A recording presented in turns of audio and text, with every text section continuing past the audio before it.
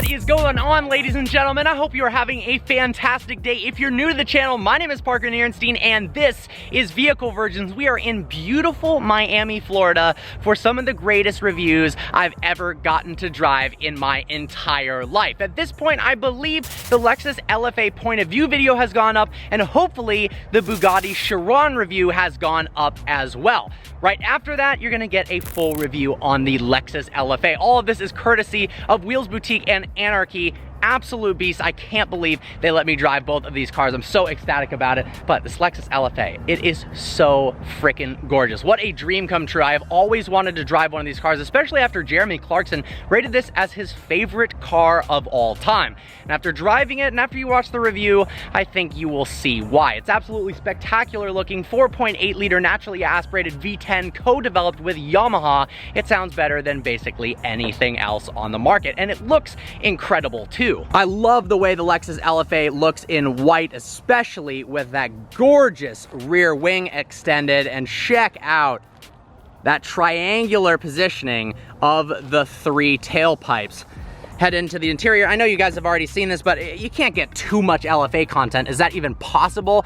Red leather, carbon fiber, black leather, absolutely awesome. All right, it is time now to head back to Wheels Boutique, see what they've got going on, potentially check out their new showroom. They're gonna have a grand opening of a killer showroom, and then unfortunately, we've gotta head back. I shouldn't say unfortunately. Then we get to head back to Los Angeles. All right, let's do it. I gotta give a huge shout out to the sponsor of today's video, Raid Shadow Legends. Forget everything you think you know about mobile games, because one of the most ambitious RPG projects of 2019 has just been released, Raid Shadow Legends.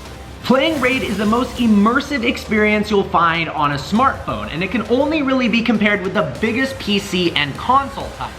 And the best part, it is totally free. Raid has an amazing storyline, awesome 3D graphics, giant boss fights, PvP battles, and hundreds of champions to collect and customize. But I never expected to get this level of performance out of a mobile game. Look how crazy the level of detail is on these champions.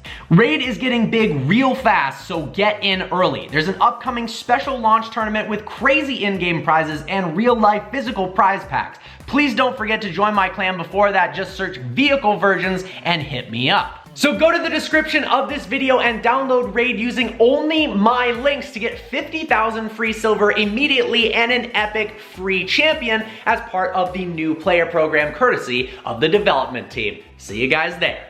This part does not get old. Engine start. And let's give her some revs.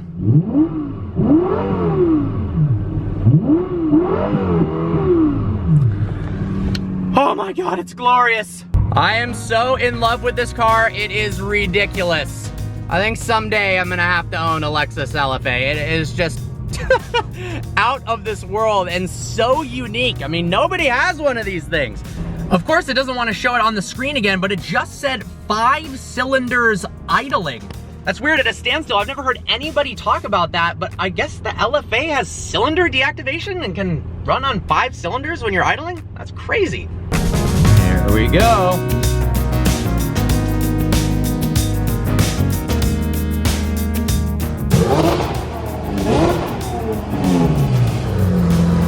Just rolled up to Wheels Boutique. The last time I was here, I actually was drag racing my supercharged Huracan in the half mile in Ocala, Florida. Got it delivered here thanks to Anarchy, put some new tires on it, and we ran the half mile with Brooks, Alex, Jimmy, and the entire crew. It was an absolute blast. It is so much fun to be back. They've got some really cool stuff going on in the shop right now, and they've got that new shop that I'm telling you about. Check this out. We've got a 991.2 GT3, absolutely beautiful. I believe that's Miami blue. Looks stunning.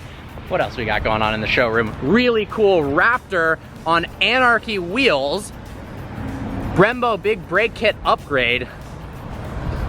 Then this bad boy over here is something worth talking about. I went for a ride with Alex in this 488 yesterday. In general, 488 is a fun car. It's smooth, it's nimble, it's fast, but it doesn't sound all that good, and it's not the quickest car in the world. Well, this now has full downpipes, an IPE exhaust, a tune, and pure upgraded turbos, making Well, apparently, it's eventually going to be making around 1,000 horsepower. The car sounded absolutely ridiculous. It sounded violent, almost something like a Koenigsegg, which is something I've never thought would be possible from a twin-turbo V8 inside of a 458, but it was maniacal. It almost felt as fast as the Bugatti Veyron. Newfound respect for the 488 with turbos. Now, they are upgrading turbos on this 488 Spider over here, also doing an exhaust installation. Let's take a look at this.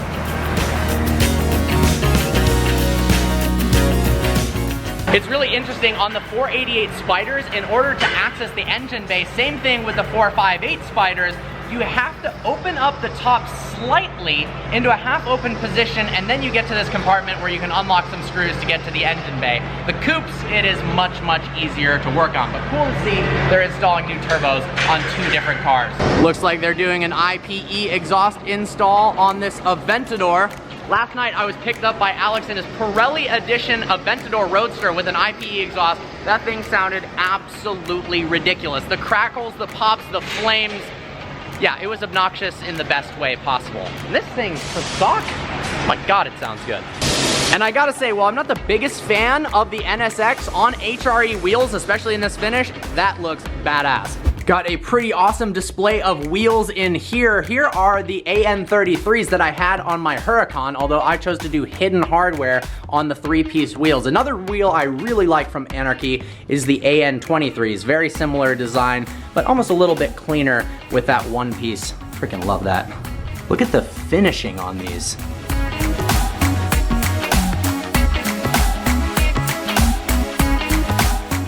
Taking a ride in this lifted F250 over to the new shop.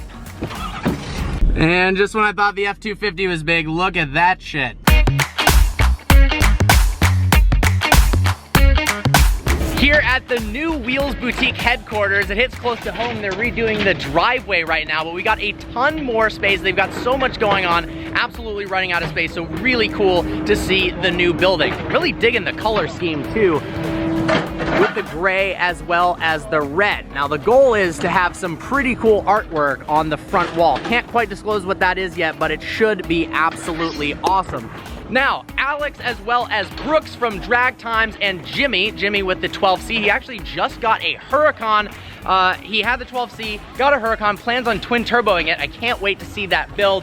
Brooks has the Ford GT as well as does basically the craziest Tesla videos ever and gives you every single statistic in terms of 0 to 60, 0 to 100 on all the latest and greatest new cars. He just produced a video where an Aventador actually popped a wheelie Aventador SVJ at the drag strip. Them and Alex, who has the beautiful Pirelli Edition Aventador Roadster, just left to Atlantic City to try to run the first 8-second quarter mile in a modified Mclaren 720S. Stock, the Mclaren 720Ss are running 9.8, 9.7 seconds, which is absolutely ridiculous. That's hypercar territory that used to be only possible with cars like the Bugatti Chiron or the LaFerrari, but simply with a stock 720S and tire warmers, people are capable of hitting below 10 seconds. Now, with pure stage 2 turbos, downpipes, and a tune, Wheels Boutique has the world's fastest 720S. They ran a 9.1, and now they are gunning for 8. So they're out there. I wasn't able to make it because I'm taking delivery of a car tomorrow, but hopefully we can get some footage from them to show you what exactly happened. Check this place out, guys. Well, the echo is ridiculous, but this is gonna be the new area where they work on cars. Absolutely enormous in comparison. Then they've got these really cool glass walls. There's an upstairs, there's an entire giant warehouse area over there, and then there's a third section as well. I am so stoked for them. Seeing a place like this being built is absolutely inspiring. At one point, I absolutely want to have my own shop, storage facility, hangout place to work on cars and just kick it with friends, and this is kind of the ultimate version of this. I can't wait till the grand opening in the summer. We'll be there for that. All right, off we go to the airport.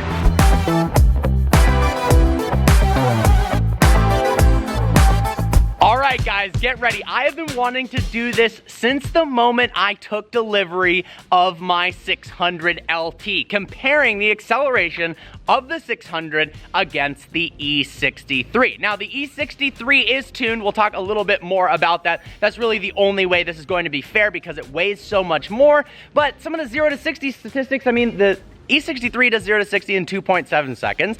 The 600LT does 0 to 60 in 2.7 seconds. The 600LT does a quarter mile in 10.4. The E63, I've never ran it tuned. I'm not sure. It's possible that it'd be very similar. So it's going to be interesting to see because you've basically got a heavyweight with a lot more power and a lightweight with a lot less power. Only one way to find out. So let's go over the specs. The 600LT is 2,850 pounds. Track focus version of the 570S. It is all about being super lightweight. Now, this car is also not all about being incredibly fast in a straight line, unlike the 720S. However, it just so happens to be really, really fast. So let's go ahead and look at the engine, shall we? The only thing that is a little bit of a bummer with these McLarens is you can't really see the engine. So I can look in, and that is about all you can get. The only thing that opens is right here, and it requires a special tool. Although with the right lighting, you should be able to see through. There is the motor. So under the hood of the 600LT is a 3.8 liter twin turbocharged V8, making 592 horsepower and 457 pound-feet of torque. The big advantage is the fact that it weighs 2,850 pounds. I still can't get over every time I look at it, those dang exhausts. Now, 7-speed double clutch transmission. The transmission in this definitely shifts a little bit faster than the E63. This car is rear wheel drive. Now, onto the E63. This car stock 4-liter twin turbocharged V8 makes 603 horsepower and 627 pound-feet of torque. Now, it has been tuned by VF Engineering. 740 horsepower now and over 700 pound-feet of torque. It's all-wheel drive. Obviously, it's got variable all-wheel drive, so we can make it fully rear-wheel drive if you wanted to, but that's not the case. We're gonna race it in all-wheel drive. The difference is 4,500 pounds, 2,800 pounds. So, is the weight difference going to make up for the fact that this has 740 horsepower and this has 592? I guess we are going to find out. So comment in the comment section below, what do you think is going to win, the E63 or the 600LT? I'm honestly not sure at this point. I'm kind of leaning towards the 600LT, but dang, this car is so freaking fast. Well, actually, we can take a look at the engine in this, unlike the McLaren, so we'll go ahead and do that. Might as well show off the overpriced piece of carbon fiber that I paid for in the engine bay right there. So there you have it, the 4-liter twin turbocharged V8. Absolute beast of an engine, beast of a car, but is it powerful enough to beat the 600LT? Let's find out. All right, guys, well, it is the moment of truth. Time to find out what's faster, the 600LT or the E63. James just rolled up. What's going on, dude? What do you think is faster? I don't know. I mean, I kind of feel the McLaren because it's lighter. Yep. But since the Mercedes is tuned, I don't know. It's going to be a close one. I guess there's only one way to find out. With professional drivers on a closed course. Let's hit it. Oh, I love having doors that go up. That is so satisfying. Go ahead and turn her on.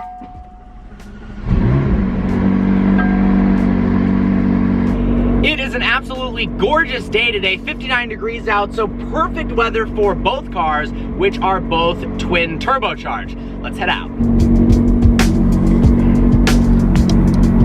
Honestly, I've got my money on the McLaren on this one. Typically, I feel like they underrate their cars. I'm definitely going to need to get this thing on a dyno in stock form and see what the true wheel horsepower rating of the 600LT is. And I think its weight advantage is just absolutely tremendous. It does have a deficit of literally 150 horsepower compared to the E63, which is an enormous difference. But at 2,850 pounds compared to 4,400, that is a world of a difference. I guess we will find out. I know these McLarens absolutely rip at the top end. Let's see, on a roll race, I think it might be pretty close. Wow, the mountains look absolutely gorgeous today. I just realized this is the first time I've driven my McLaren in automatic mode in normal setting for the suspension. It's actually quite comfortable. All right, time for the track mode display. That looks so much cooler. Look at that, old highway patrol cars. That's pretty cool. So in the E63 now, the interesting part is the gear ratios are entirely different, obviously, in the E63 compared to the Mclaren. At a 40 roll, the E63 in second gear is at like 5,500 RPMs, whereas the Mclaren is at like 3,800 RPMs. So because they're both twin turbocharged, the Mclaren isn't quite ready to hit full boost. So it will be interesting to see. At a 50 roll, it doesn't really make much of a difference. So we're gonna try a 40 roll. Now to make things easy in this car, we're gonna put it in Sport Plus mode and then manually shift down to second gear, which should put it in the perfect RPM range for a proper takeoff. And we'll go over to the Mclaren. Now for the Mclaren, let's go ahead and turn this thing on. We are going to put it into full track mode by clicking active and shift manually. Hopefully second gear should do, although it's a little bit low in the RPM ranges, but I just don't want to drop it into first because it'll probably bounce off the rev limiter.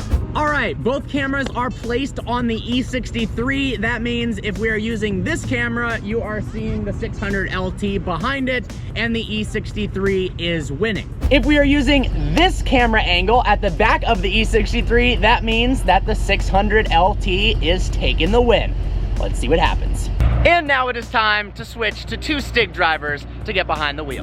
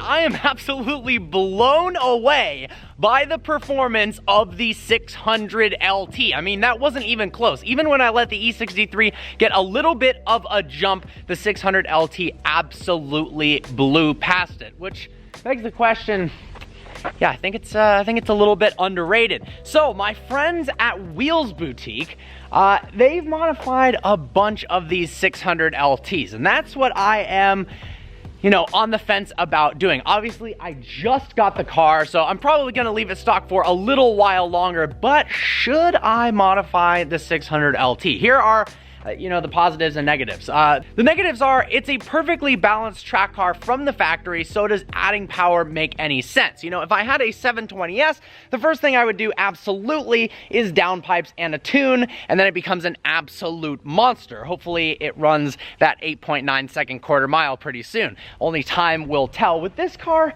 you know, the power to weight ratio is so awesome, it's hard to say, do I really want to mess with that? On the other hand, with just downpipes and a tune, the 600LT can boast upwards of 630 horsepower to the wheels, which should put it pretty darn similar to the supercharged Lamborghini Huracan in terms of acceleration. Maybe even a little faster because this car is so much lighter. Obviously, that will be a ton of fun. Now, I watched videos of the car with downpipes and a tune, and if you thought it spits big flames when it's stock, oh my gosh, it spits the most enormous flames I have ever seen. Well, there we have it. The 600LT versus the E63. And the 600LT comes out on top. That being said, remember, this is a $360,000 supercar, and this is a daily driver. The fact that the E63 was even remotely able to keep up, I mean, we know that it has 740 horsepower, but when you think of it from the perspective of, it's a car you can drive every single day. I just went and got a bagel in it, and it fits people in the back, and there's tons of storage space. It's just pretty unbelievable. And then an inexpensive, totally affordable tune from VF Engineering boosted the power from 603 horsepower all the way up to that 740. That is pretty dang cool. All right, guys, we've got some awesome videos coming your way. So if you're not yet subscribed to the channel, make sure to smash that subscribe button, turn the notification bell on so you don't miss any single post, because seriously, you're not gonna wanna miss it. I hope you guys enjoyed this video. Like always, please browse the channel and subscribe. I look forward to seeing you next video.